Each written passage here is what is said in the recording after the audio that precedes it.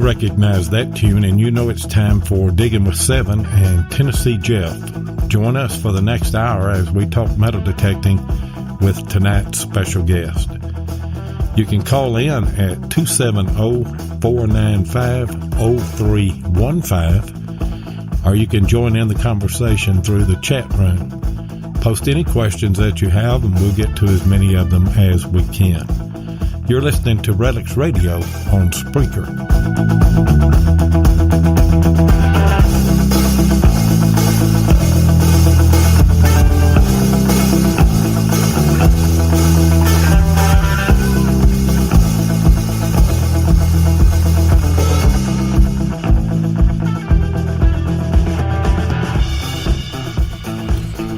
All right, it's Thursday night again, and you're listening to Relics Radio. I am Diggin with Seven. And I'm Tennessee Jeff. We are going to stay with you here for the next hour and a half. Let me give you an update to start with on the 2017 Christmas giveaway contest that Jeff Kimmel and Diggin with Seven and Tennessee Jeff have. We're giving away a Mind Lab Go Find 40 metal detector to some young kid. And I have left a link in this broadcast here that you can go to and sign up. Any kid 15 years and younger, your kid, your grandkid, your niece, your nephew, get them in there. Get them signed up. I think right now we've only got about 39 kids. We need more than that. And get all of them signed up. And so excited tonight to speak with our special guest, PlugMaster Ford out of Missouri. Are you with us there, Jeff? I am here, and really don't like to be called special. How you doing, Jeff? I'm doing well. How are you guys? Just fine. Oh, we're great. We've already got Dave Miller in the house, and we've already got Nick Haw. Yeah. And we're going to have a special night here tonight. You have just returned from a very successful, in my book, a very successful DIV hunt, haven't you? I tell you what, Loy, and of course you and I hunted there together, the same exact farm that we just had the privilege to hunt again, and you know how many relics it produced when we were there, and actually when you were there was the second time it had been hunted. Well, this was the third time, and it was even better. I mean, it's incredible. You know, when you think of the history that's there, thousands and thousands of troops that dug in for winter camps for 4 to 5 months. And, I mean, I tell you, when I walk those grounds, I kind of get chills thinking about the winter that those, young men went through back then. How, not just the elements, but just the way of life, not being able to, plug in anything and warm up real quick. And I mean, it was a rough way of life, but man, the relics this time, it was incredible, especially for me. And of course, using pulse machines, which is what you need to use out there. There's an awful big learning curve. And I think that's why I was so successful this time, is just because I had worked with my machine. I've had it for a year now, and just worked with it more and more, and just I'm comfortable with it now, and that makes a huge difference. Jeff, you were saying that you'd used your machine more and more. I've seen a lot of guys at DIV, and that they'd go buy a GPX for 1 year and turn around and sell it after the DIV is over with. And knowing good and well they couldn't get used to the machine and learn how to use it just in that little bit. So, I mean, if you're going to spend that much money on a detector, you might as well just learn how to use it and keep it. Exactly. It's like, honestly, it's like renting I don't know, some kind of technology that you cannot learn in 3 days. A lot of people do that. A lot of people will rent a machine as well, which, I mean, if that's all your budget affords, then that's great. It takes a while, though, to get where you're comfortable with that machine in your hands. And I'll guarantee you, I hunted from my first time until my second hunt. I hunted more with that machine than a lot of guys that attended DIV. But I still didn't feel like I knew it. I still didn't feel like, I mean, I was finding things. I was finding things deeper. But it really clicked this time for me. And it was just a matter of having the machine in your hand. Our soil out here and where you guys live is way different than that Culpeper red soil. It's not near as mineralized. And so, that was actually a great thing for me, because I had to make some changes on my machine back here, which, going out my first time, Tony Hostetler, he's got some tutorial videos and everything.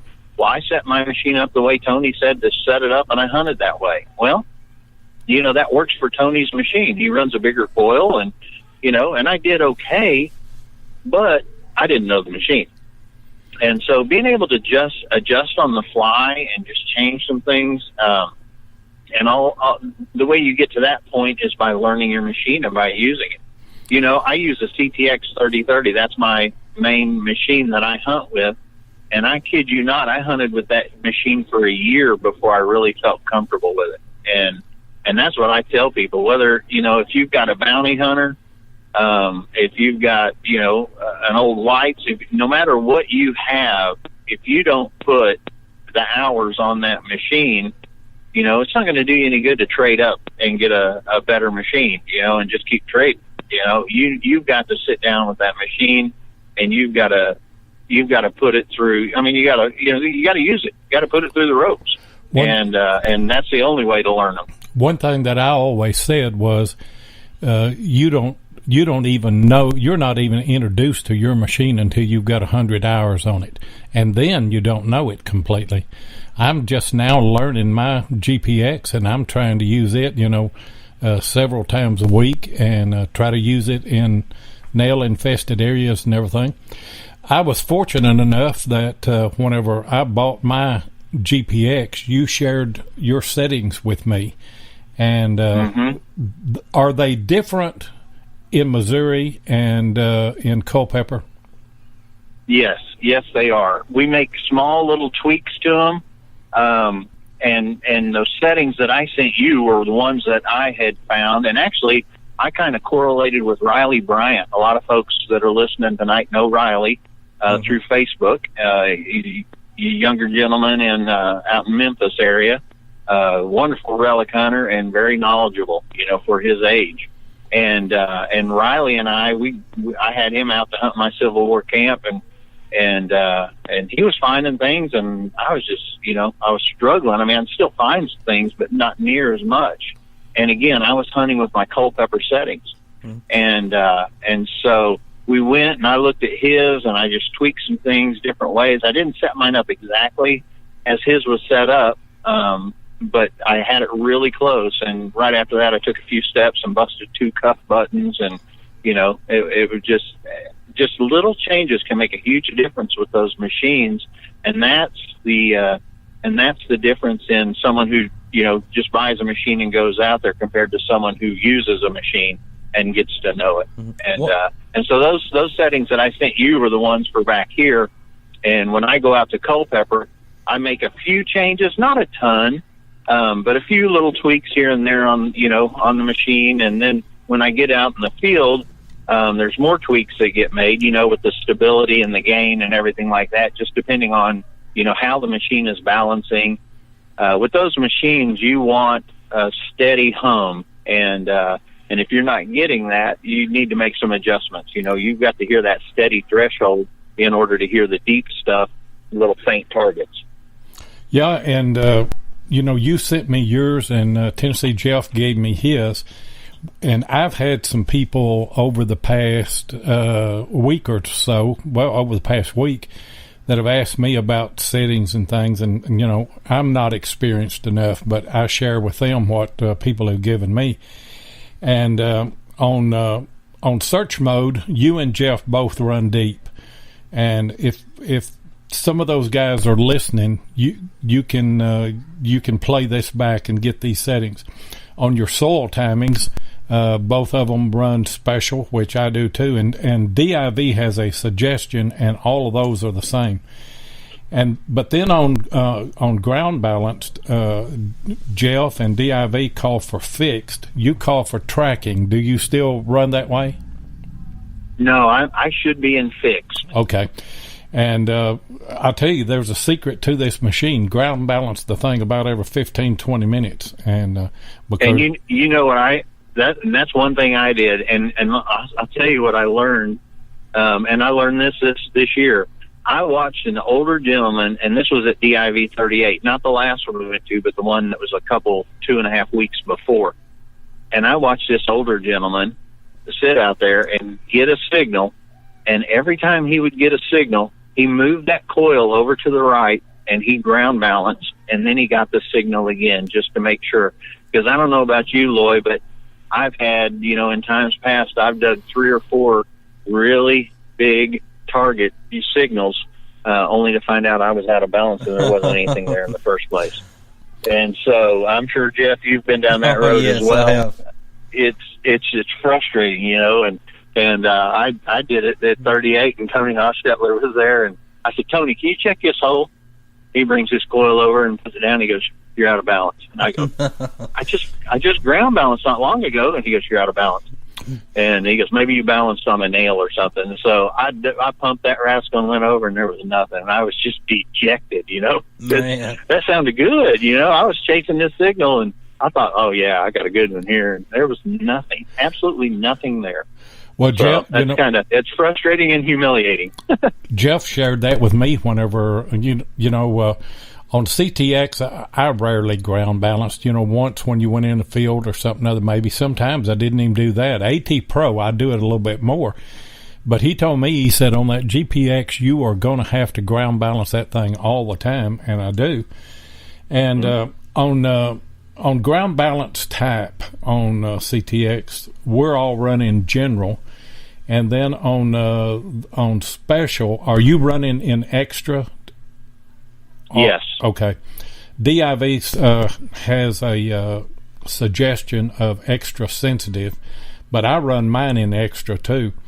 And then on motion is slow, and then your RX gain, you just have to set your RX gain depending on where you're at to where that you don't get the chatter. And there's a lot of there's a lot of people that say that the gain is your depth, and it might be in some circumstances, but I haven't noticed a whole lot. I mean, I ran it at 12, which was the recommended settings out at DIV, and I dug 12 and 14-inch buttons. Well, this last time I wasn't near that high. Well, I dug 12 and 14-inch buttons, and so honestly, I think it has something to do with it, but it's also, having that much gain, it's going to be a little harder to stabilize your machine, in my opinion. And the stability in the machine in the GPX is the key. Jeff can vouch for that. Mm-hmm. If that machine isn't stable, you're not, and that's where it's especially, this was the third time for us to hunt this ground. Now, the first 2 times there was 450 people each time, so there's been 900 hunters hitting this patch, and we went back to a place where we had found it before, but I had my machine so stable, and I was moving really slow in this area, and when you have a deeper target like that, and you've got that stable threshold, you're going to hear that difference in your threshold. And those of you that aren't familiar with the GPX, it's tone only, and you have a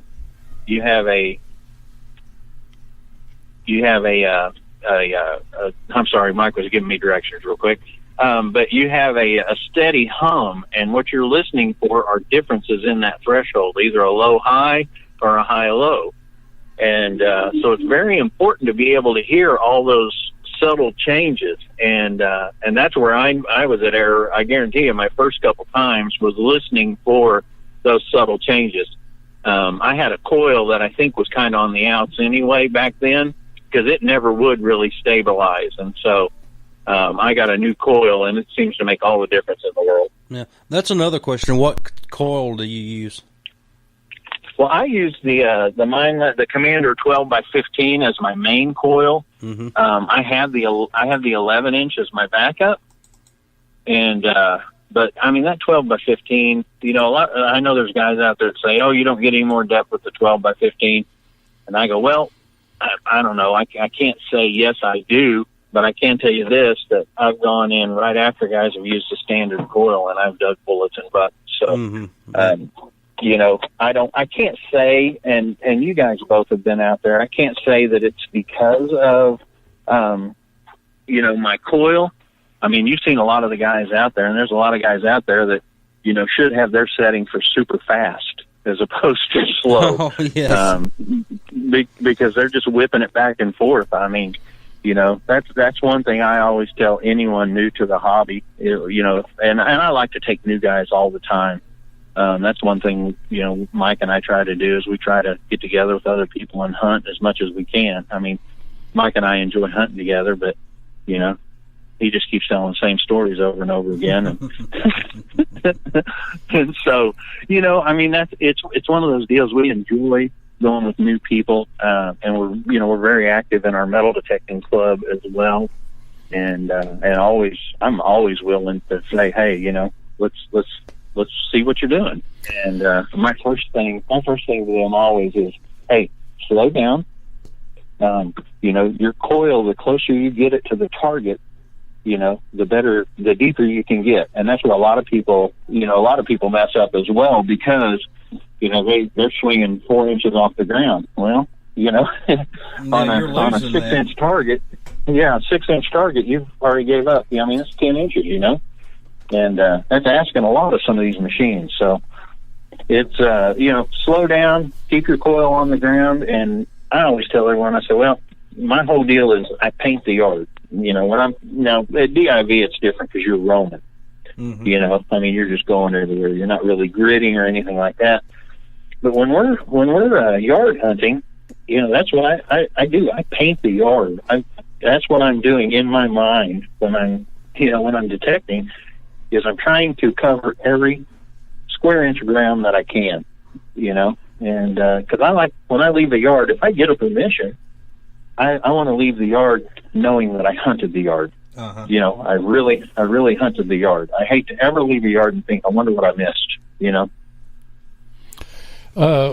Nick Hawes wanted to know if you saw anybody at DIV that was using a Garrett Infinium.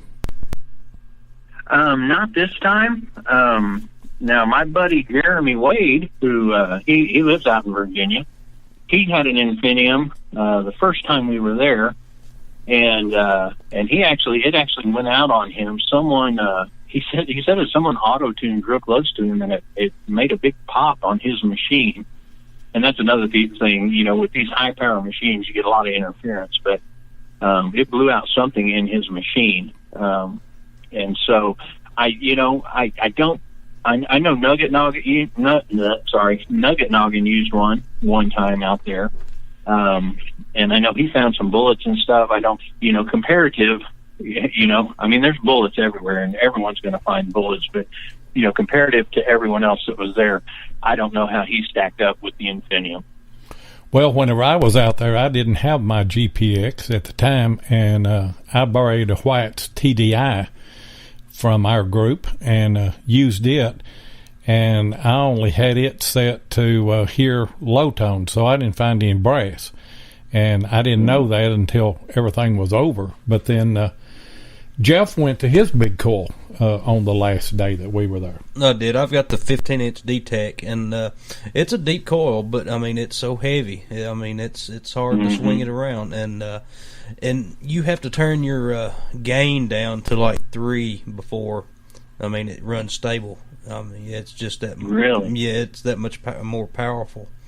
And I mean, I done pretty good with it, and then I think I found that Virginia button with that big coil. So, I mean, I was happy with it then. Now, when you're messing with your gain, are you messing with your stability at the same time? Yes, I am. They kind of work together. Yeah, they do work together. Yeah, one goes down, one's got to go up. The way that I understand it is that the stability is kind of a fine tune. You start out like with your stability at 10, what the factory preset is, and then adjust your gain until you don't get till it's pretty stable.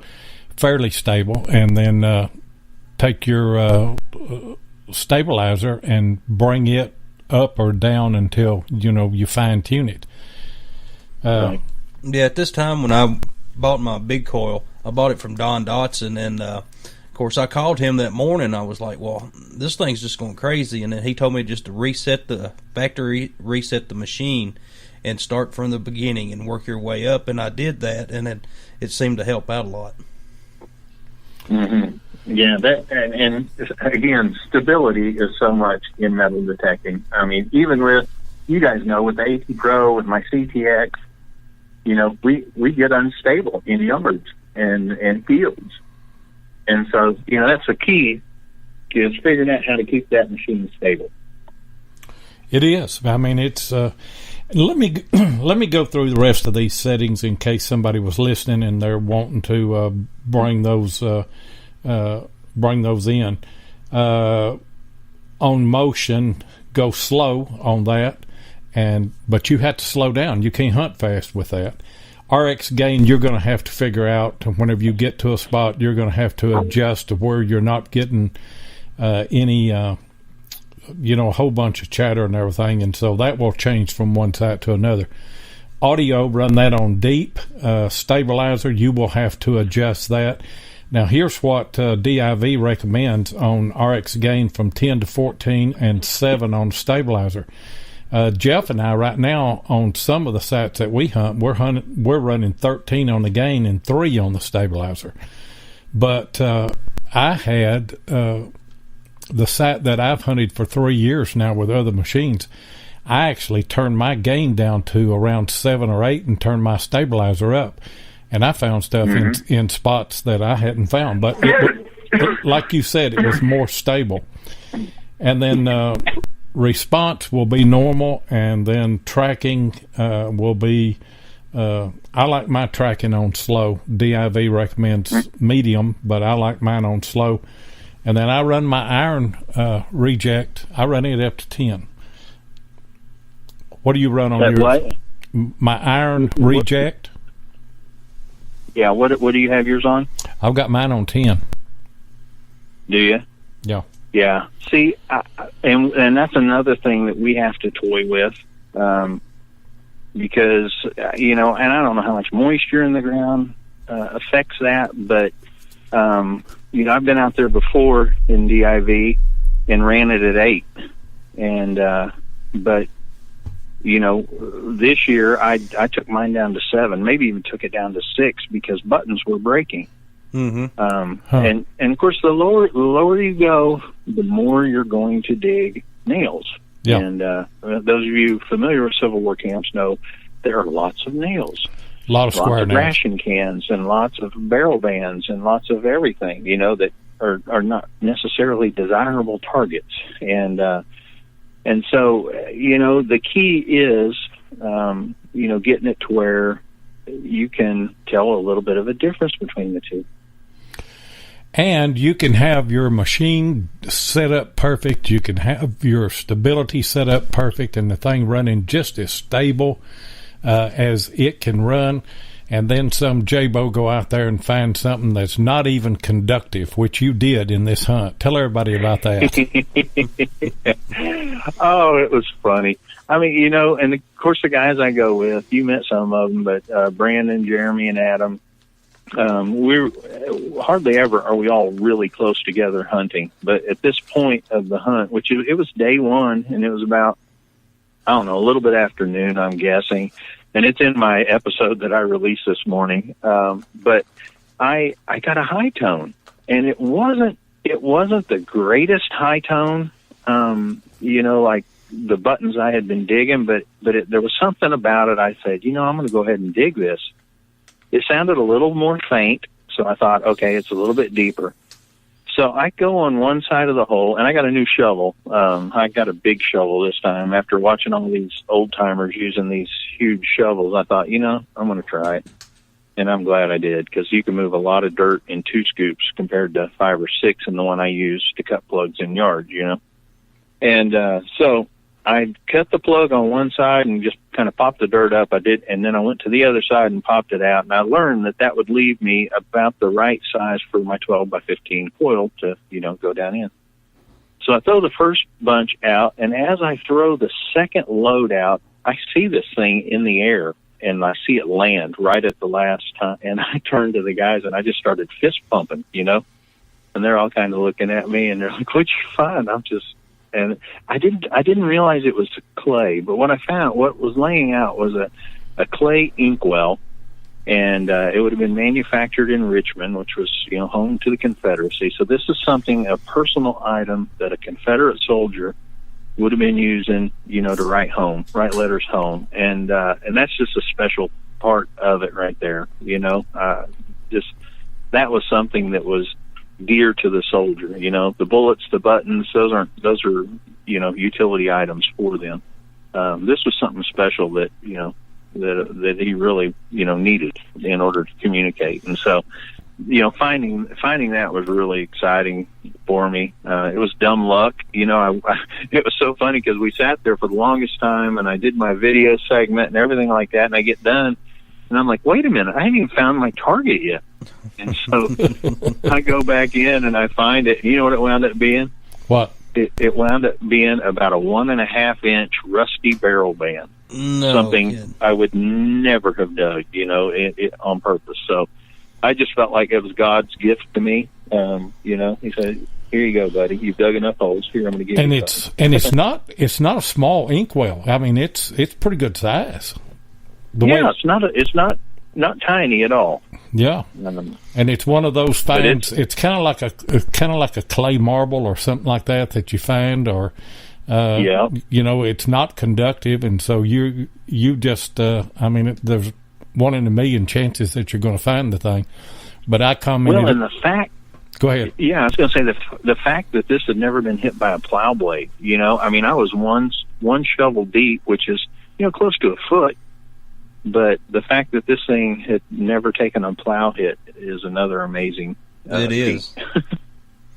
So that's what I'm after, the bottle. I've never found one, and just pieces is all I've ever found. And I'm after the inkwells, ginger beer, whiskey bottles, whatever.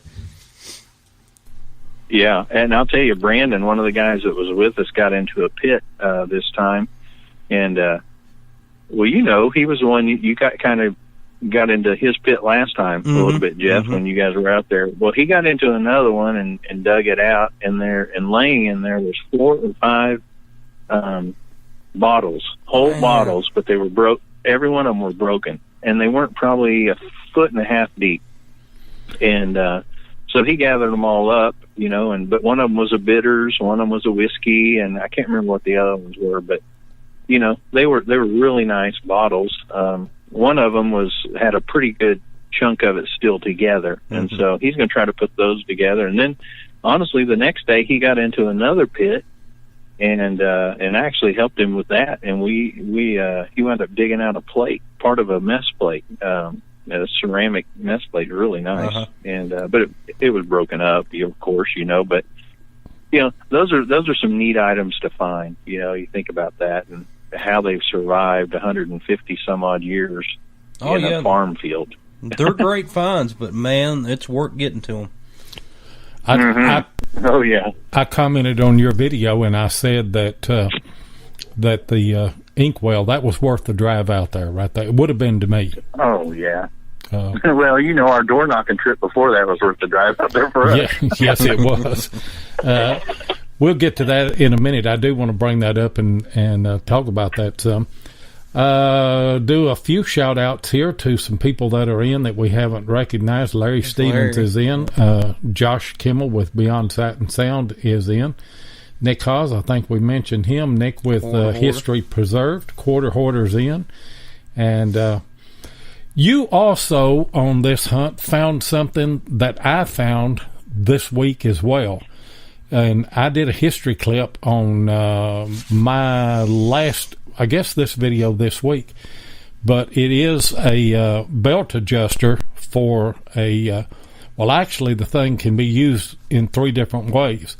It can be a belt adjuster on a sword belt shoulder strap, or it can be the actual hook that hooks onto the ring of the sword belt main belt, or it can be, it's the same item is used on a musket sling adjuster. And when Dave Miller mentioned this here a while ago, said you guys both found the same thing, the same week.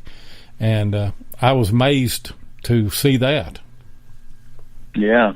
And I'll be honest, I had to plead ignorant when I found mine. I had no clue what it was. And Jeremy Denning, a good friend of ours that goes out with us, I went over to him. He told me exactly what it was. And then when we got back to the hotel room, went through the book and found it. And I was like, well, that's a neat piece. And I wound up finding 2 of them, So that was pretty neat. I went from never having one to having a couple. So, well, I found one before, so I knew what mine was this last week.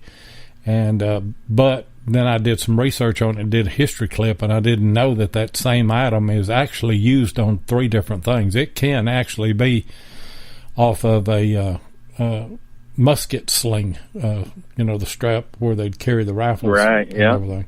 Mm-hmm. So that was interesting. But as you said, and it was something riveted in, right? I mean, it was riveted into the leather belt. Right. Go watch my video this week, and then you'll. I did a short history thing on it to give you a little bit better idea.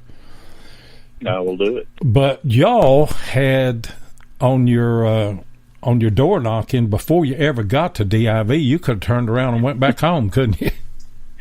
I'm telling you, that was a stupid hunt. It was, it's what we always dream of as far as door knocking goes. And honestly, guys, where I live. There's houses back there that we get to hunt out in Virginia that were there before we were even a state here. And so, granted, late 1800s, we have all kinds of that around here. It's great. We enjoy it. But I'll tell you what, you want to ruin what you've got back home, go out there and hunt for a week or hunt for a couple days or whatever. Because, I remember the first time we went out there and Jeremy Wade, we met up with him. And I said, oh, man, that house looks good. And he goes, no, man, that's 1880s. And I was like, yeah, that's fine. He goes, no. He goes, you want 1850s and before? And I'm like, well, yeah, sure I do. And so he went through the steps of explaining things to us on what to look for. And here's the things you look for: the double chimney, the French basement. There's just characteristics that you look for. And so, of course, Jeremy, he didn't go door knocking with us this time, but when we went into that, and we use Google Maps like crazy. I don't know if a lot of people do, but I street view everything. Anytime I'm going to, I'll guarantee you I have moused around it on my computer before we get there, and I recognize a lot of houses. We went today, and it was just dumb luck. I took a right when I should have, and boom, there was the house that I said I wanted to hunt. And that's the one we hunted all day today. So, but that Google Maps, doing the street view is great for things like that.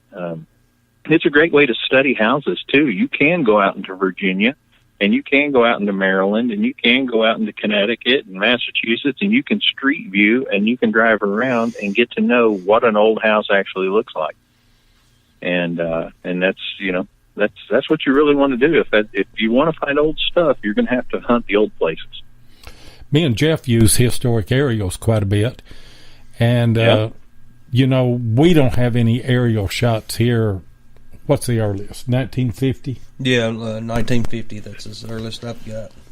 And but it does have topographical maps that you can pull in. It is a valuable tool. And then, like you say, you can take that, go into Google Earth and do a street view or whatever, and you can see the terrain. And there's a lot of tools out there to use to find those old houses and those old spots like that, you know.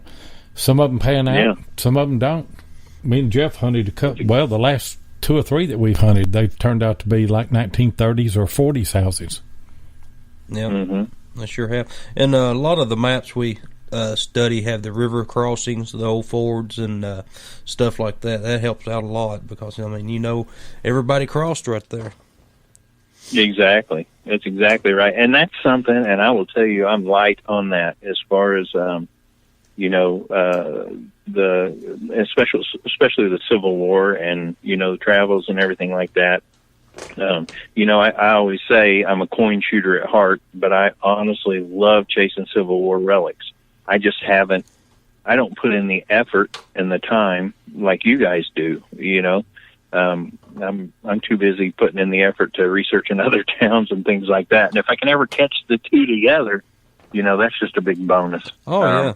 We are blessed here in Springfield. You know, there was a lot of Civil War activity here in Springfield. You know, we had the Battle of Wilson's Creek just outside of Springfield, and so, you know, we can go anywhere here in town and bust a 3-ringer.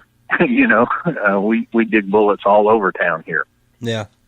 And you know, we got back from DIV 38, and I was so tickled because I'd finally dug a ringtail sharks. I hadn't dug one before, and the same week we got back, I dug one here in town. And I'm like, oh wow, wow, ain't that the way it goes most of the time? Yeah.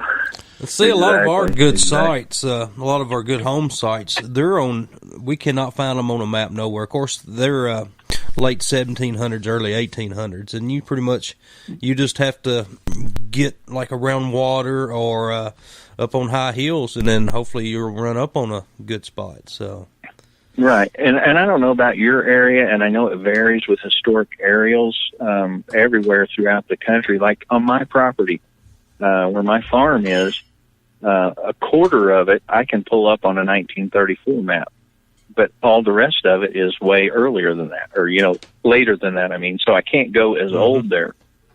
But it was neat because I could pull up on this 1934 map and see an old home site, you know, where out on my property, which had been bulldozed by the last owner of the place. And me and the kids ran down there, and I found, like, I think a 1938 wheat penny or something like that. So, you know, it was neat. If you knew where this was, it's in the middle of bear country, in the middle of nothing, and here's a 1938 wheat cent. So yeah, that was kind of a cool find. So that's a good question. When you're out in the woods, have you ever run up on a bear?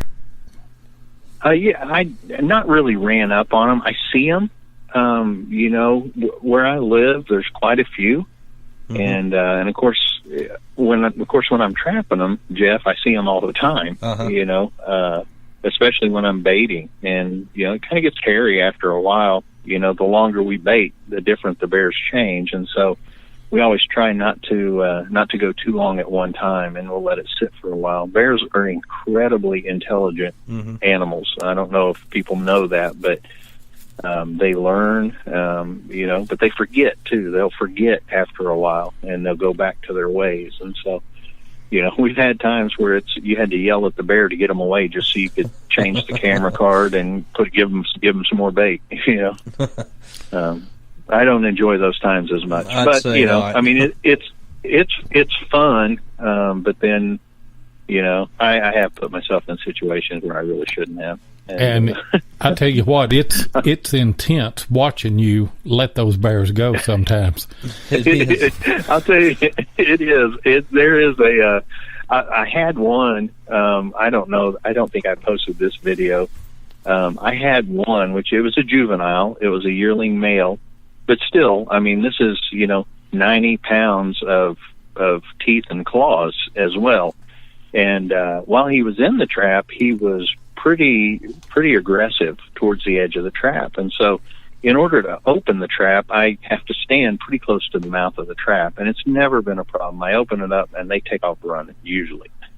And this little boy just walked right up to the edge on my side, and I had one of my kids video, and I'm sitting there going, this could go sour, and he steps out and takes a right, and I thought, oh no, but then he realized I was there. I don't think he ever realized I was actually there, and he ran off, and so I was thankful for that. And then I caught his mama a week later, so yeah, and she was nice. She let me do some real nice video on her. They're anyway, like, yeah, that's fun. They're like everything else. They have different personalities, I guess. And everything. Exactly. That is exactly right. I have one bear. I've had one. I've caught her twice, and I call her the crazy bear. I mean, she's nuts, and you want to get her out of there just as quick as you can, And the first time I caught her, we needed to catch her, But then the second time I caught her, we didn't need to catch her, and I couldn't get her out quick enough. It was some wild stuff. But anyway, why are we talking about bears? Let's talk about metal detecting. Yeah, let's talk about metal detecting. You mentioned that back in your area, y'all spend a lot of time door knocking and hunting places like that. Kind of take us through. And by the way, I meant to say something other. To Missouri Mac. Him and Jeff are both on the road right now coming home from a hunt and actually talking with us on the road, and I wanted to do a shout out and a holler to Missouri Mac. But kind of take us through how y'all go through your door knocking and the procedure to get your permissions and what you look for in a house. Well, and that's where we live, and of course, we're dealing with basically Civil War until now. There's not a lot of 1860s style houses. And so basically, we do find, one or two. And there's not a ton of difference between 60s up until the 80s, late 90s, on houses. But, one of the things we do, we use Google, I use Wikipedia. That's my number one go-to thing because there's a couple things that I'm looking for. I don't want to give out a whole lot of secrets just because we have a lot of competition here where we live, with everybody and their dog metal detects. But basically what I'm looking for is a certain population size town. And the reason I do that is these are the ones that have been really good to us. And so I look for one that's got a certain amount of population now. Okay. And I'm talking about a current population.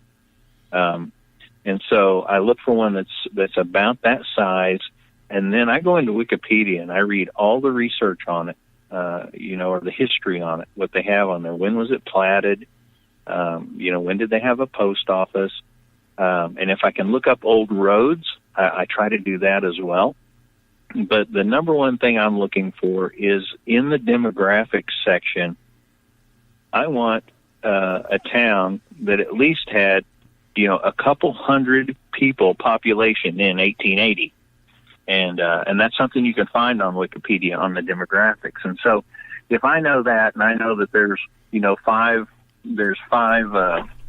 per family roughly demographics wise, I'm looking at 40 houses that are going to be in that 1880s section. You know what I mean?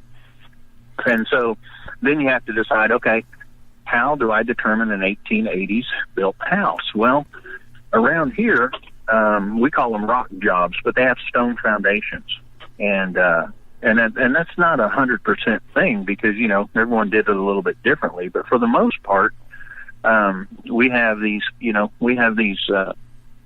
stone foundation houses, and so that's the number one thing we're looking for when we're going in, looking for these 40 houses that might be there out of that 200 population. Now, through everything that goes on, you take about half of that and go, well, we're hoping that there's 20 houses, And with door knocking, it just takes one house, just like today. I mean, we went out and we hunted one house. We started at 9:30, and we left just a little bit before dark. And it was, I know, Loy, you said you were babysitting today. So were we. We had a couple kids on with us, and they were a blast. No, that's Jeff. Yeah, that was me babysitting. Oh, was it? Yeah. Well, that's right. Well, you're babysitting all the time, but Yeah, we had two Stevie and Elam went around with us today, and they were fun. We had a good time, and we had three of us hunting this one yard. It was a really big yard, a house built in 1904. And the thing to look for, and this is the thing we like to go for, is the bigger houses at first, especially in a town where there's probably not much pressure. Because those are the houses that probably, people are a little scared to ask because it's such a big, monstrous house. Case in point, when we were out in Virginia, we hunted a plantation house that was historically listed. It was on the historical registry. It was an 1805 plantation house. And that was a house, honestly, back in the day, that I would have said, I probably would have passed on that house because I would have assumed it was a no. Well, Adam went over there and got us permission, and you guys saw how it turned out. I was knocking the door on one side, and he was knocking the other side. And when we were supposed to meet back at the truck, he was halfway through the yard to the other place, and I'm glad he did. Yeah, that was a good hunt. It sure was. It was. Yeah, and you mentioned it was. You mentioned something a while ago that, and we want to share as much information as we can because, to tell you the truth, we don't have a lot of pressure in our area right here. But you mentioned post office, and me and the guy were talking today and doing some research and everything, and there was a post office in our county, and you won't have a post office in a location in a county unless you had a pretty good concentration of population there. But today, you gotta have people. Yeah, you got to have people. Well, one of the first courthouses, or not courthouse, but one of the first post office places in our county now is just a field. They got a cemetery there. They used to have a church there, but there's absolutely nothing there now. And so if you can go back and find the old post office, then you're going to find some of the older communities, that may be nothing now. They may just be fields. Yeah, and I would say within a half a mile, and maybe even less than that, probably less than that for some of those older places, And so you could take a place like that and do a quarter-mile circumference all the way around, and this is something too. Even if there's a newer house there, it might have been built upon the foundation of a really old house at some time, and I think that's where a lot of people overlook. And we do that too. I mean, we research houses, and we're looking for houses as opposed to researching the dirt that's underneath the house. Mm-hmm. And that's where a lot of surprises come in too, and we're tickled with those, of course. Well, me and Jeff on the rock wall, what we call the rock wall site that we worked. Probably in February, wasn't it, last year? True. We found that we had an area. I picked an area, and then we both did a little bit of research on that area. And Jeff said, I got on the 1950 aerials, and there was no house up there around the pond.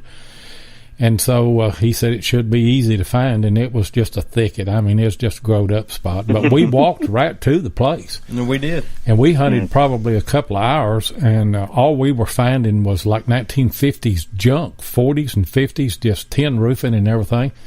And I was ready to go, and we got closer. There was a rock wall that was pretty close to it there.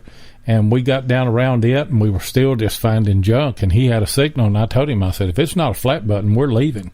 And it was a tomback, and we wound up slowing down, concentrating and picking out some of that junk to get to the other, the targets that we desire to find. And he found a War of 1812 button. I found a cut real, and we just found a ton of good stuff. But there was a 1950s house built on top of that site there, which I have found. Right. I found that quite a bit here in my county, in Monroe County, where you'll have some 1940s or 50s houses. I mean, face it, you got to have water, and so you probably got an Indian mound, because we'll be digging and just accidentally dig up an Indian arrowhead. You had an Indian mound there, and then you had a colonial period site, and then you had a turn of the century site, and you may even have a modern site there, So right. Yeah, that's that's hard to do, though. That researching the dirt is really hard to do. But that's, and you guys know that. You guys put the time into that. That's what makes you successful in what you do in finding these sites. Is you're studying, the history and it's kind of a puzzle at times. You just have to put the pieces together, and it doesn't always work out like you guys say. But when it does, it's a wonderful thing, and that's, when you stumble across this, I've had some really dumb luck on stumbling across some Civil War stuff, and it's been, it's been a neat little thing, a camp I searched for forever and never could find, and researched as much as I could and never could find it. And a guy was out shooting our horses one day, and he goes, "Man, I love seeing your Facebook posts." He goes, "How come you never hunt that Civil War camp out by me?" And I went, "What?" And so it all started from there, as far as getting in on that camp, and then it led to more of the camp, and I've got another camp that I'm working on that, far as I know, no one has been able to locate. And again, dumb luck. This guy comes up to me and says, "Hey, you like to metal detect, right?" I said, "Yeah." He said, "Well, you really need to hunt my dad's place." And I go, "Why would I want to hunt your dad's place?" He goes, "Oh man," he goes, "I thought you liked that Civil War stuff." And I said, "Where's your dad live?" And he told me, and I was like, okay, because I had zeroed in on a county at least, and around this one town, and he told me that town, and he said, "Yeah, when we were kids, we went back to this rock wall thing, and he said, we picked up a bunch of those lead bullets." He goes, "Oh, but they weren't called lead bullets." He said, "They were called something funny." And I said, "Mini ball?" And he goes, "Yep, that's exactly what they were." He said, "We picked up about 30 of them off the ground." And I went, "Oh, yeah." And he goes, "Yeah." And so I was talking to him later, and I go, "What else did you find out there?" And he goes, all we found was those 30 bullets and that one belt buckle." And I went, I said, what kind of belt buckle? So he starts making the circle, and I said, "What did it say on it?" And he said, "U.S." And I went, "Yeah, I probably do want to hunt your dad's place." Yeah, you sure do. Yeah, there's no doubt about that. But this is a camp where, of course, as metal detectors, what's our number one goal? Find a gold coin if we can. That's just the creme de la creme if you can find a gold coin. It is. And this camp, from the diaries that I read and everything, they paid the soldiers during this time, and so that excites me, the possibility of them, getting a little too much ginger beer in them, and yeah, right after getting paid. Yeah, doing a little bit of gambling on the camp that I hunt. That is exactly the camp that I hunt. That's about a mile from my house here. I found on one little high rise on that place there were a bunch of cut bullets, and that they're using those for game pieces. And I found my tram right there, and I've always thought, that they were probably gambling, and that tram was lost, probably doing a little bit of drinking too, and yeah. Well, and it's funny. I mean, they would flatten bullets into poker chips, and I didn't realize this, but I don't know if you've seen you saw my DIV video. I found 2 buttons that were unbelievably perfectly flattened. And that Jeremy Denny had come over, and I said, "It's almost like a poker chip." And he goes, "Oh, that's exactly what it was." And I went, "They did that with buttons?" He goes, "Oh yeah." Yeah, it's easier to do it with a button than it was with a bullet, probably.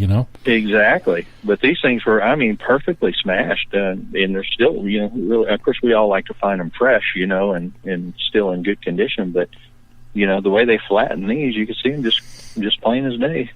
Tell what they were. So you found more brass on this hunt, didn't you, than you normally do?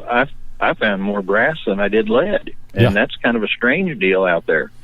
I did, and again, I had my machine really stable. I had the new coil on, and I just heard everything. I'm of our group that goes, I'm usually not the number one finder of brass, and it was funny because we always, we like to play a game, and so we did a 10-cent bullet, and I think it was $2 a button. I can't remember what we had set it at, just a contest that we got into, and after 2 days, I had 12, buttons already, and the other guys had like 5 or 6, and I'm like, man, I'm up, $24.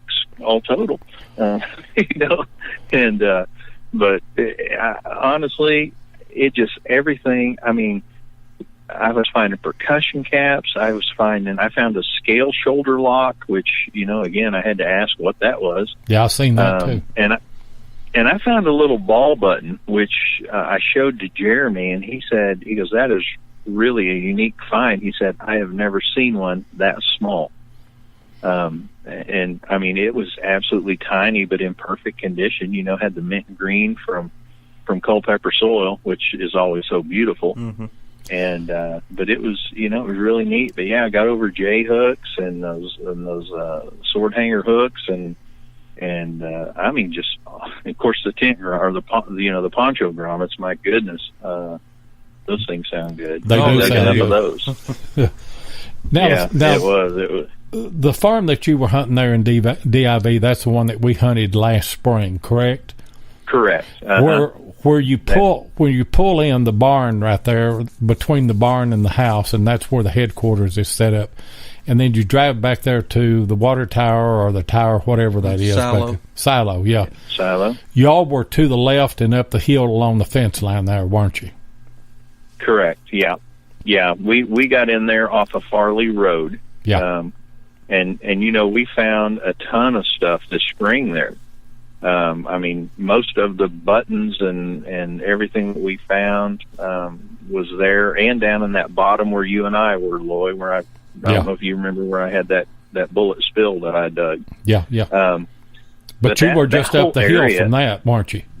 Correct. Yeah. Yep, just up the hill from that, and it's so iron infested, but it will teach you so much on going slow with that GPX. And I mean, you know, you see guys out there who are whipping it back and forth, and you're just like, wow. You know, because I'm moving them inches at a time and really slow, and, you know, taking a step here and there and just listening. And you can, I mean, honest to goodness, you can pick stuff out of there. And it was funny. The last day, Adam and I were hunting, and right there where everyone parks, and there's big holes everywhere. And I walked up and I busted that shoulder scale lock. And I'm like, and it was right next to some eggs where someone had sat down and peeled an egg and ate it. I seen that. Just going, I was like, how did they miss this? I mean, there's holes everywhere. Well, and when we were there, I was gonna say, up there where you hunted, there was a lot of activity up there, because just right down below that is where all the where the tent line was, where all the pits have been dug. Mm-hmm. Exactly. That's exactly right. Well, we went back to that same spot, Lloyd, and you can tell from the video where we were. And you know, the first day I think I dug 5 buttons out of there, and then the next day I dug 7 more. You know, combination of there and some other places, but it was, I mean, the place is just absolutely littered, and I don't know if that was maybe a trash pit, that whole area, but I mean, going in there, it's just iron overload after iron overload. And, but, you know, right next to that, and that's what's so funny. We were talking about it at the hotel room. We got out this one day, I think it was the last day, and I step out of the truck and I'm going through, and it's just wong, wong, wong, you know how that loud overload is.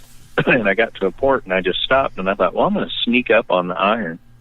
And so I turned back towards the truck a little bit, and I got just as crystal clear a bullet signal as you would ever get. And I dug it, and it was a 58 right there, you know, 15 steps from the truck, surrounded by all that iron. But, you know, there's so many relics there that if you can, you know, if you're hitting it from one way and it's so loud, if you can come at it from the other way and just kind of sneak up to it. And that's how I dug most of my buttons this time, I'll be honest. I had a few that really stood out, but for the most part, it was around junk, and it was around other people's dig holes, you know. Yeah, I saw that. That's another thing. That's another thing. If people go out there, a lot of people don't recheck their holes, which I don't understand that. But you know, you'll go out there, and I was standing next to Brandon. He goes, there's somebody's hole, and he dug out all their dirt, and another inch down was a beautiful button. Man. And you know, they probably got their poncho grommet and went on their way, you know. Well, I know, And, let's see, Wednesday night, I guess it was, on Beyond Sight and Sound, Josh and House Hunter had gone out hunting that day. And House Hunter found a half. I believe it was a barber half or a seeded half. I can't remember really. But anyway, he found that in the hole and then rechecked his hole and had another signal and dug down, I don't know, another 8 inches or a foot or something other, and found a King George. Man. Both of them out of the same hole. So, you know, if you cover it up and you go on, there's another generation that's down below all of that, and you may be passing up on that, you know. I know it was a couple of years ago, Hornbush, he was following this guy with the VLF machine, and of course the guy, he'd scrape the ground, and then of course he'd go on to the next one. He'd scrape the ground and try to detect it, and then he'd done it like 5 or 6 different times, and then Hornbush went over there and see what he was getting, and then so it was gardeners. Every one of them was gardeners, so I think he found like 7 gardeners following that one guy. Wow. Good gracious. That's you know, and again, people that don't know, the VLF machines really don't do very good in Culpeper soil. It's just so hot. Yeah, everything's iron. Yeah. It's and they say, you know, if you dig enough holes, and of course, you know, that's always my goal at DIV is to just dig the holes I need to dig. You know, that's hard to do with a GPX. It's hard to do. It is so hard. It is hard to do, but you know, I could imagine using a VLF where they just say, if you get a tone, you better dig it because everything's going to sound the same, you know. And we went across the road from that farm, and almost nobody was over there for some reason. I don't know, but Jeff located a spot up in a thicket. I guess we wasn't happy being out in the field, and we got up in a thicket. He found that Virginia button. You guys took me over there, and I was ready to go back. Oh, yeah, I forgot that. You did go over there with us. Yeah. But I found some gardeners over there with my CTX. Now, if you hunt in the woods, a VLF, you know, you can get by with it a little bit more. In the field, it's a useless machine. I mean, you just can't use it. Mm-hmm. Yeah, and that's because these have been crop fields since the Civil War, you know, and you think of the amounts of fertilizer and all the mineralization that has taken place into this soil, and it's just extremely hot. People always ask me, you know, how do you explain soil is hot? And I said, well, you turn your pinpointer on, and it just goes off. I mean, you know, it just continually goes off. And even if you ground balance it, if you're there too long, it'll go off more and you'll have to ground balance it again. Mm-hmm. You know, it's like you're in a bed of nails all the time. And so, you know, that's something I don't know if you've looked into. Mine Lab's got that new new pinpointer out, and I mean, I'm tickled to death. I use a Garrett Carrot, and I'm tickled to death with that yard hunting and everything like that. But I thought, man, you know, we talked about that earlier, how many times you've chased a deep signal when there's been a nail in there, you know, or you chase after a nail and you're on the wrong signal. And I would think, you know, a little iron discrimination in a pinpointer would be nice for out at DIV. So might be trying that out next spring. It would, and my chat got hung up here, and I didn't see some of this, but Nick Haas said, do you need a pulse inductive pinpointer too? Yeah. I think they all are. Aren't they all pulse? I mean, same technology. I think. Just not as strong. I think that they've got some now that have discrimination to where that it's kind of like a mini detector. But I think my detector it'll pick up a nail or a silver coin. They don't sound any different. Let me do a few shout outs here. Dave Nestle's in, and Tim Hawkins, Matt Purdue. My chat got hung up for a little bit. Chris Finley's in. Quarter Hoarder, we've already mentioned, I think. Dump Site Digger, he's signed up for DIV, and Jim. Yeah, he's looking at a GPX. Jim, you need to pick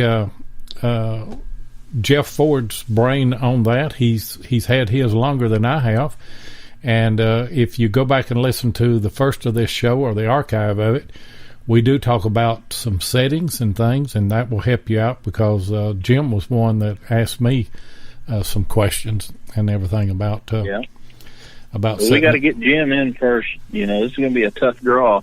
Those people who don't know much about DIV, it's an invitation hunt, and there was a lot of people signed up for, not a ton of positions. We were blessed in our last hunt that we went to. We put a display out, and they kind of pulled a surprise on us and said, "Hey, if you put a display out and John got your name, you're in the hunt already." So we don't have to go through any of the sign-up procedure this time, and so that's very nice. We're already in. I mean, we still have to pay, which is fine, but we don't have to go through all the turmoil of getting drawn, which you guys know how nerve-wracking that is.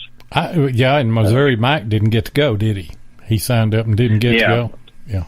Well, yeah, and so we're hoping. We've got three guys that we're hoping get in this time.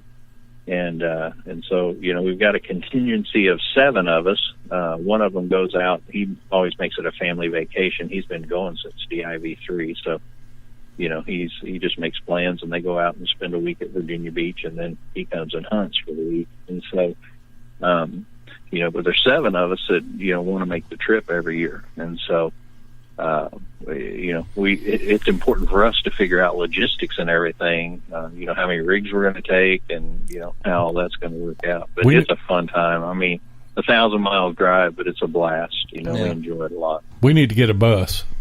We do. Yeah. And a driver.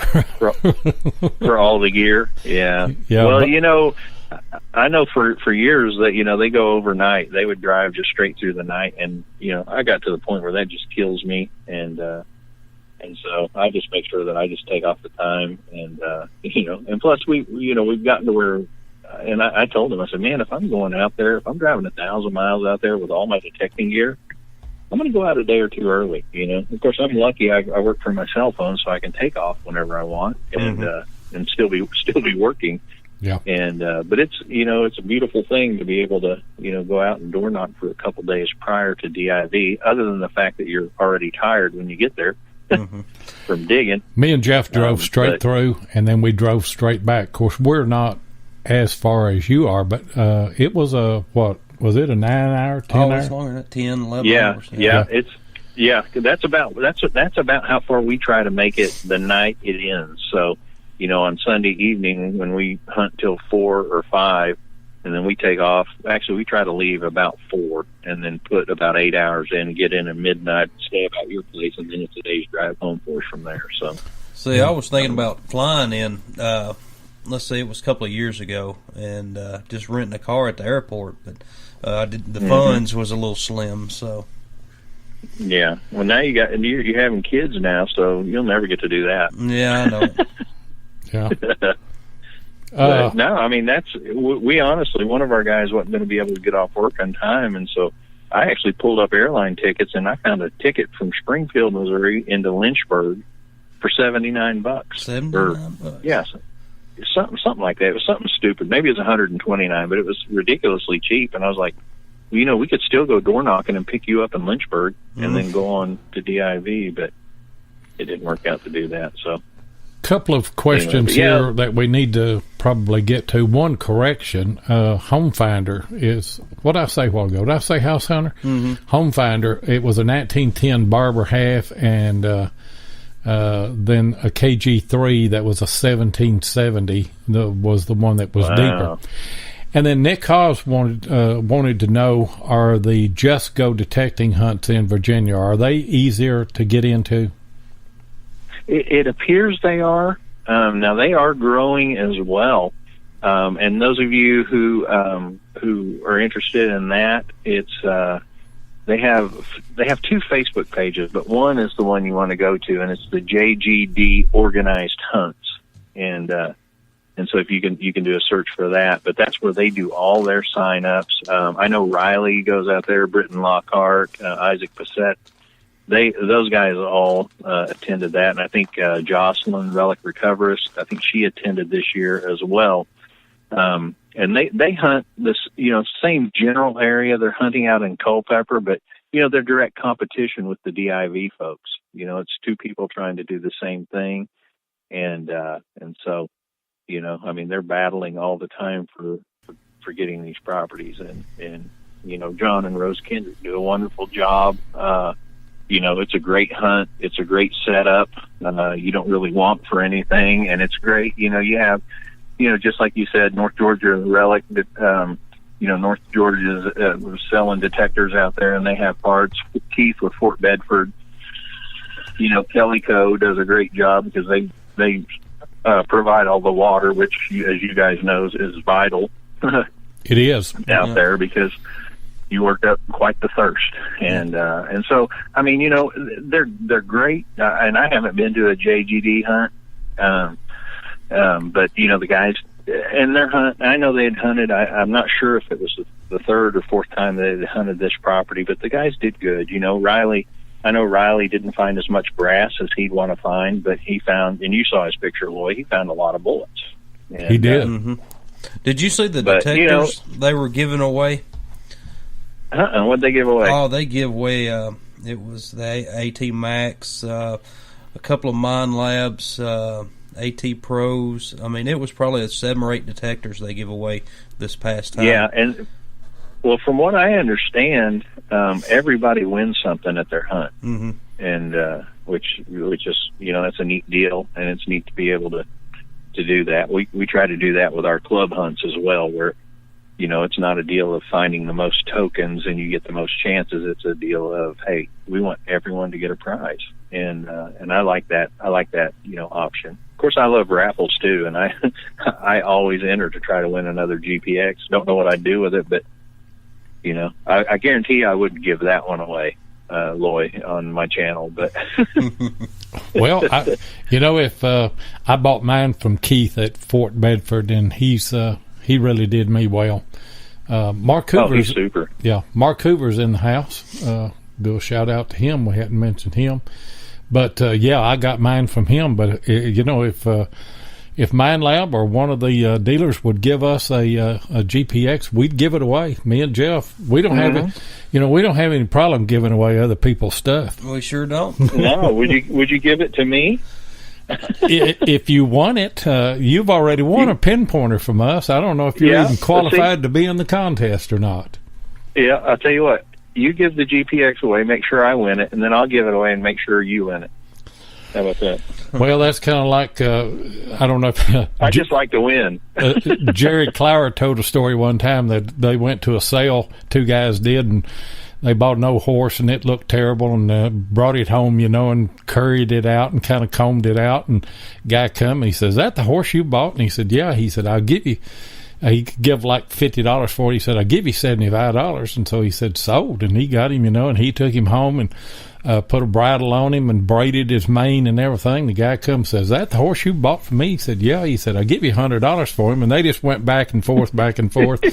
One day, the guy came over and he said, "I came over to see our horse." And he said, "Well, I sold him." He said, "You sold our horse?" And he said, "Yeah." And he said, "Man, you don't understand. Me and you was making a good living off that horse." So, yeah, me and you just kind of give them back and forth like that. I don't know. Yeah. But yeah, Keith did me. He did me well on my detector, and I would suggest, I would recommend. Keith actually, he sent me a text, and he sent me text prior to that, and you can get a discount with him if you talk to him, and then you got service after the sale, and you can call him with any questions that you want. And I'll just tell you now, Fort Bedford doesn't sponsor anything for us. I just had me neither. I had good dealings with him, and whenever I do, I don't mind putting a plug in for somebody. Jeff, he's the one. Yeah, I was going to tell you, he's the one that fixed me up with my new coil. My coil was out of warranty, and he said, "Well, if it's this, it's unfixable. If it's this, we can repair it." And I said, "Well, we still got a day of DIV left. Sell me a new one." So he sold me a new one, and he said, "Hey, if I can fix this one, I'll get it back to you." And of course, I knew with what it was doing and how to, and what I'd studied, it was probably shot, and it was, which that's the beauty of, or I mean, that's the nature of metal detecting. Sometimes they blow up. They do, and they do it at the worst times too. Yeah, but it's great to have, someone like Keith there, and I mean, man, it was just easy. Of course, he makes his phone number accessible to everyone, so I texted him, and he said, hey, I'll be there in the morning. So we hooked up, I got a coil, and that stabilized my machine something fierce, and I mean, it was like a new ball game. So I was so excited going into this last DIV with that new coil and the way everything was working, and I can't wait to get to another. Did Jeff fall down, sounded like? No. A little technical difficulties. But I didn't know if you had him sitting in a bucket of apples again or something. No, not this time. But what was been your favorite find at DIV? Well, of course, the inkwell. The inkwell's got to be my favorite. I haven't found any state buttons. I've been around guys that find them like crazy, in block A's and everything like that. But, my first time there, those are the things that you remember. Your first time, going to one of those hunts and trying to learn this silly machine. And I dug a cuff button, and it was just in really good condition, and I wiped it off a little bit, and I was like, wow, this has got some gold gilt on it. And so anyway, I picked away, and sure enough, it was an infantry button. And so that was, that was my first ever infantry button. And I was pretty excited with that. We got into the 69 field, and I found 69s before, you guys know, but what was neat about and why I would consider this kind of one of my favorite finds is because I had to stand back and watch while these guys dug, because, you can't get very close to someone, with the machines because you have interference. And so I kind of hunted the perimeters until they were done. They were all using a stock coil. One guy had a TDI, and so when they kind of cleared out, I just went down to that area where my buddy he had showed me before where those 69s had been found. And I went out there and went really slow, and I dug one right in the middle of all those holes. Now it was between a 14 and a 16-inch hole that I found this thing at, and it was nose down, straight nose down. And so I called Jeremy over and I said, hey, let's take a look at this. And he was like, oh my goodness. And I said, yeah, I can't believe I picked that out. And so that was one that was memorable to me just because I got it with the faint signals. I mean, this place had been cleaned out of a lot of things, and I was going back and listening. And we've been fortunate. We have Brandon with us, who is an incredible, he uses that pulse machine. He's done it for years. And you just sit there and watch him, and you go, golly, is he ever going to move? And then you get done, and it's like, well, I dug eight buttons and, 32 bullets. It's like, wow, seriously. And yeah, he did. I call that super slow. Yeah, exactly. Well, that's what I did this year. And that's kind of how I worked. And with our machines and of course, Loy, you swung that CTX. And a lot of people don't realize, it's a ultra powerful machine, but it's even better if you really slow down with it. And so I have, I'll get up around a roof edge where there's just roofing nails everywhere, and you just kind of inch it along. You'll swing it. If you hear a chirp at all, you just kind of let the machine sit there and you wiggle it a little bit, and it will eventually lock onto that target, which is an AT Pro will do the same thing. I mean, if you just go slow, GPX will do the same thing. You have to go slow. Yes, you do. Yeah, you have to go slow, and that's so many people. I watch them. We see them all the time. It's like they're at a club hunt and they're trying to find as much silver as they can, that's buried an inch deep. Well, my last video, I went to my Civil War site, and if you've hunted a place, I've hunted this one for about 4 years, and if you've hunted any spot that long, you know where the concentration of most of the stuff that you found. Right. I gridded off a spot that might have been 30 foot square, maybe even up to 40 foot. And I said, I am going to go just as slow as I can go and really listen. And I dug 2 Gardners, 44, a eagle cuff button, and the belt adjuster in a spot that probably wasn't 10 foot square, but it was just going slow. And I actually turned the gain down on my detector from what it was. I turned it down from, I was running at 12 or 13, I can't remember, but I turned it down to 7 and 8, and I think that helped me. One question that we got, and then I'll turn it back to you, is Mark Hoover says, does anyone do well at DIV without a PI machine like with a CTX 3030? We covered this earlier in the program, but we'll reiterate. Not in the fields. You're pretty well dead in the water in the field with a VLF machine.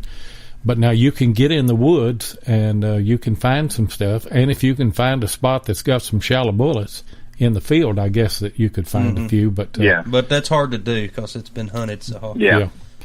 Where is the spring hunt going to be? What farm? This is a new farm, and the location will not be released until the night before. This is a farm, John had posted about it, that it is one he's been after for a long time, and he finally got the contract done on it, and it has Colonial, Confederate, and Union possibilities on it. My goodness. So it's going to be, and that's why, they shut down sign-ups a couple days early just because they had already gotten 438. How many are they going to take? Do you know? Well, there's already 118 of us that are in, just because of, like we discussed earlier. And so they're saying that they're probably going to take another 150 and then have 100 on the sign-up list. So that's, on the alternates list. So that's 250 out of 438. So basically 200 people won't make the cut. So it's going to be rough for them. I feel for them, but, still you just sit there and go, hey, you guys have built this up to where it's such a desirable thing.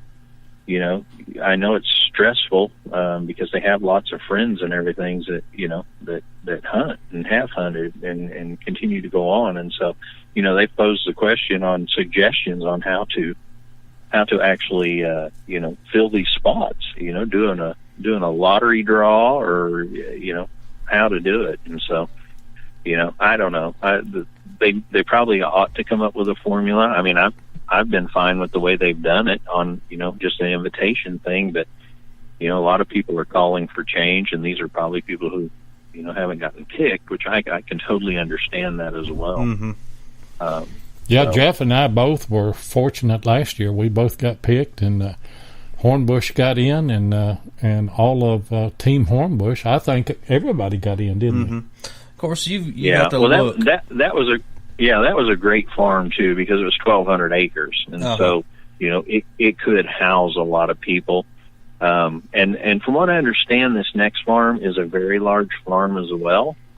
But I would assume, and I would do this. Being a businessman, I would do this as well. I would do it in sections. I would have this spring we're doing a section, which it sounds like what they're going to do. 250 people come in and maybe hunt 400 acres. I don't know, what the breakdown will be. But then, doing it that way, if you got a 1,200 acre farm, then, you're guaranteed 3 hunts, a possibility because, that's their business. That's what they do. They need to make sure that they always have a place to go. And so, but, I would go back to Rat Tree, again in a heartbeat and just go slow. And, there's just people can't understand. I couldn't understand it until you sit there and look at the trailer that was lined up with all these displays. You can't understand the amount of bullets. I've always pictured, man, these guys must have been running around all open shirted and pants falling down because none of them got buttons. Because they're everywhere out there. thousands of buttons. And I've never seen the statistics from these hunts, but See, Good like, gracious. I didn't know if you put up a display that you were automatically chosen for the next hunt if you wanted to hunt. Well, that here's just the happened deal. this Here's year. what they did at the first hunt we went to. If you put out a display, everyone got a ticket, and they drew one ticket, and that person got a free hunt to use whenever they wanted. But then they drew like 18 names that got in already, that they got into the hunt. You know, they didn't have to go through the sign-ups. They still have to pay.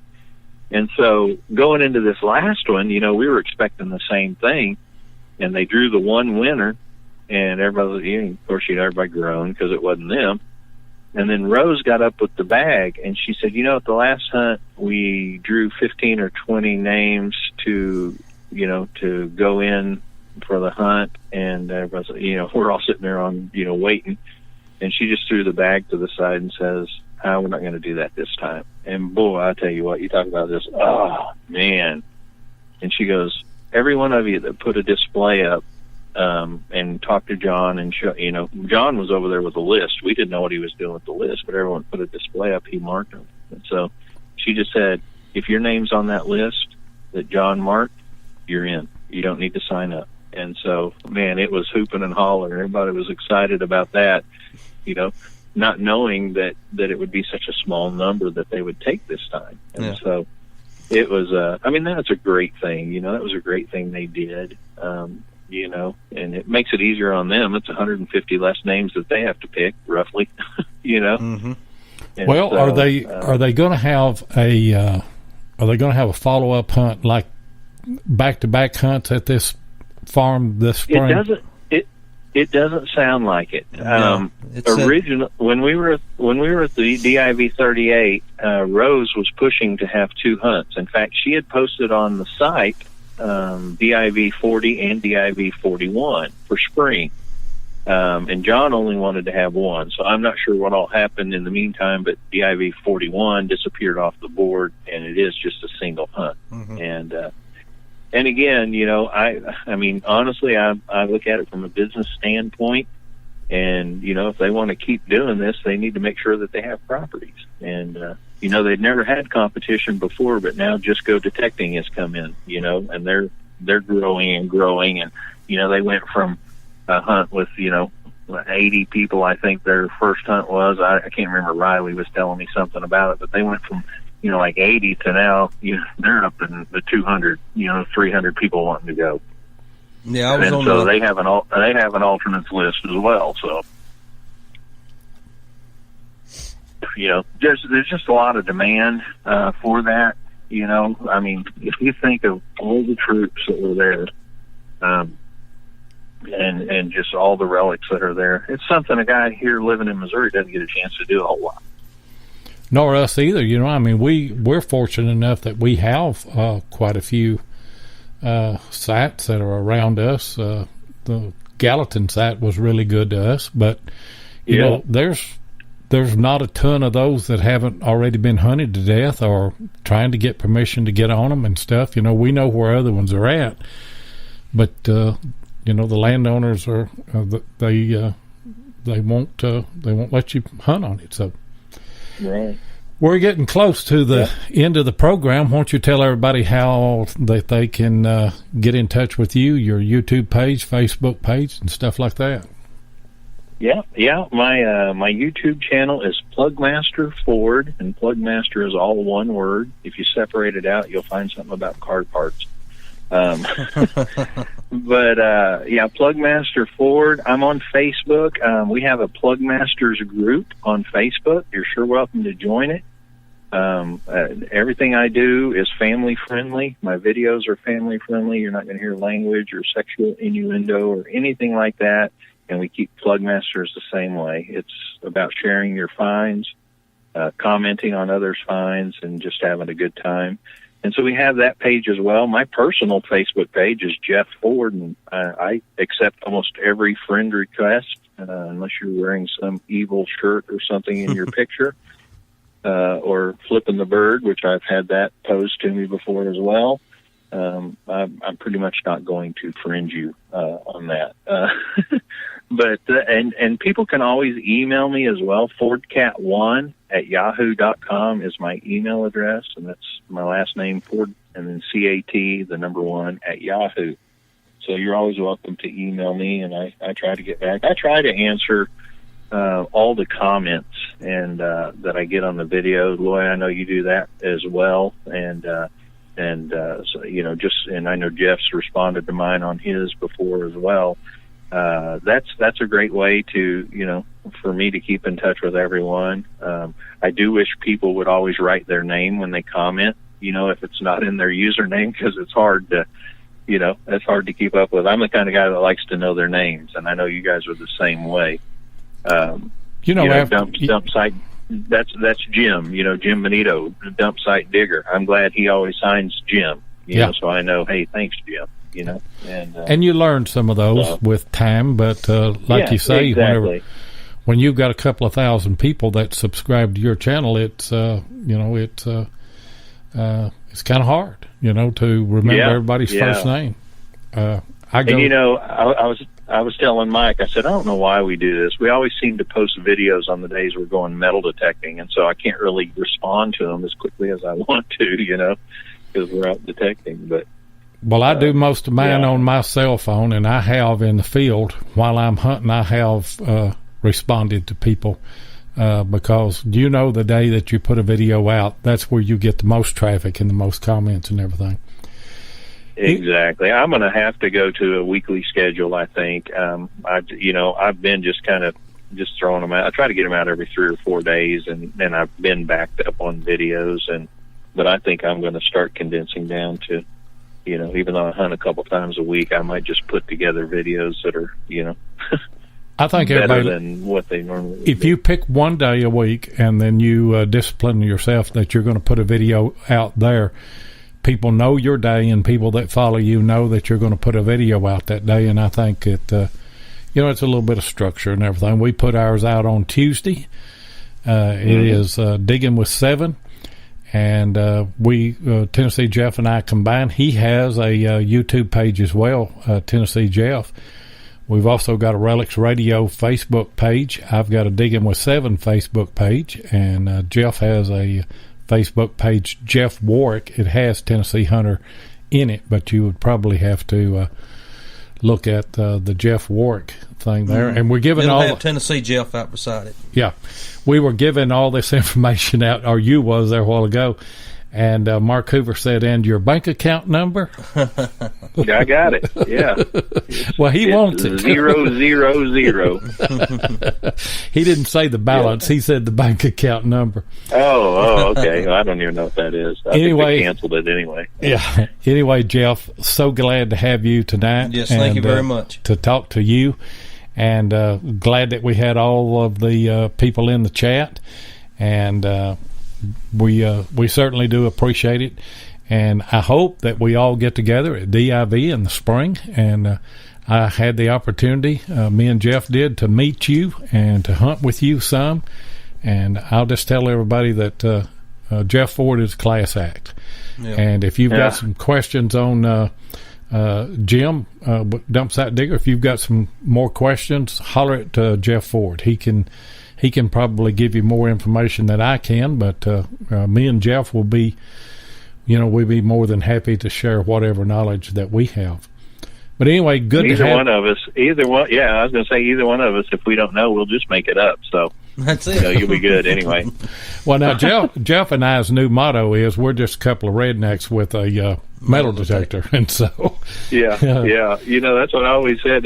My whole motto is, my wife always says that I'm full of it, and I always thought she meant knowledge, but I'm beginning to question that now. Yeah. My wife has said the same thing. But anyway, so good to have you on tonight. And we will be back next Thursday night here on Relics Radio. And certainly do appreciate it. Hang on just a minute, Jeff. And as I close this out, I'll catch you on the phone. But all right. Well, I appreciate you guys having me on for sure. I enjoyed it. Thank you very much, Jeff. But we're going to roll on out of here.